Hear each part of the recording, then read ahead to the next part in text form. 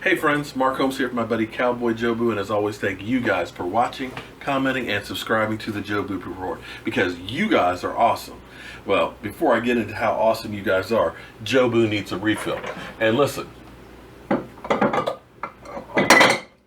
for all of you out there that are worried about me being an alcoholic, trust me, I'm not drinking Jobu's rum. The reason why you see my eyes red is because I've got a day job, and sometimes I end up working like really long hours, and I get up early in the morning, I come home to my beautiful wife, and then of course I come over to you guys. And speaking of you guys, we're getting close to 6,000 subscribers, which is unbelievable how fast we have gotten there. This season has been completely magical. And I'm hoping that we can hit that 6,000 mark before the game on Sunday, so that way we can spread that mojo a little further. But you guys are so awesome that, believe it or not, in the last 28 days, we have almost 5,000 comments. Let me say again, 5,000 comments in 28 days. That works out to about 179 comments a day. I mean, literally, my phone is just doing bleep, bleep, bleep, bleep, all day long. Middle of the night, bleep, bleep, bleep, as you guys are watching these videos and commenting on them. And that just makes me feel really incredible. Until I saw this piece today, I think it was on Deadspin, and it really just pissed me off. You know I'm down with my black sheep. The Dallas Cowboys defense, that much maligned defense, that suspect defense that they call it. That defense, even after the way they have played this season, above and beyond what the talking heads thought they would do, they still doubt that defense. Now I'm wearing my Jobu's Black Sheep t-shirt. But I'm beginning to feel like Samuel L. Jackson right about now. Enough! I have had it with these motherfucking snakes on this motherfucking plane! Everybody strap in! I'm about to open some fucking windows. That's it. Yeah. I'm tired of these, you know the rest. Because what this guy said is that the Dallas Cowboys defense would be hanging on by a thread to that bad man Arron Rogers. Yeah. Now here's one thing that not too many people are taking into consideration, that Jordy Nelson is his #1 target. In fact, they have about an 80% completion rate when he throws his way. Jordy Nelson ain't gonna be there. Oh no. So you're taking one of his best weapons away. They're not playing in Lambeau Field where it's going to be cold. They'll be playing in Dallas. In Dallas against a defense that's rested. Fresh legs. Now, what they'll tell you is Arron Rogers is hot. 7-game win streak. And believe me, that's a great win streak. But the other side of the equation is they don't talk about the Dallas Cowboys defense being hot. Because what they don't tell you is David Irving had the most pressures in the NFL over the last 3 weeks of the season. They don't tell you about the 16 sacks that the Dallas Cowboys had the last 5 games of the season. That they had more than half of their sacks in the last 5 games for the season.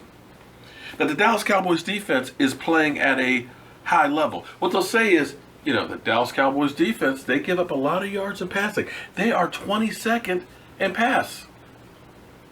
Against the pass, I should say. Excuse me. But see, here's one of those things that I always tell you, that statistics can be deceiving.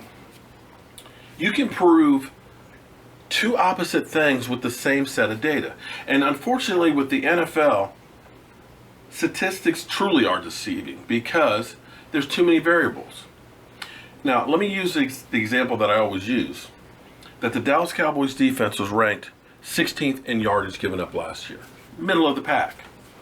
But see, it's hard to quantify that versus other teams because 11 of their games they played against teams that were ranked 13th or higher in the NFL, including 3 teams that were ranked in the top 5 in offense. So when you look at the quality of talent that the teams will play, it varies from team to team because a Cleveland or a Tampa Bay were playing 4th place schedules. So it's not apples to oranges when you're comparing those numbers. Now, they don't tell you that the Dallas Cowboys defense is number one against the run. Hasn't given up a 100-yard rusher all season, which doesn't mean a whole lot because the Packers don't really have a running game since we knocked Eddie Lacy out for the season.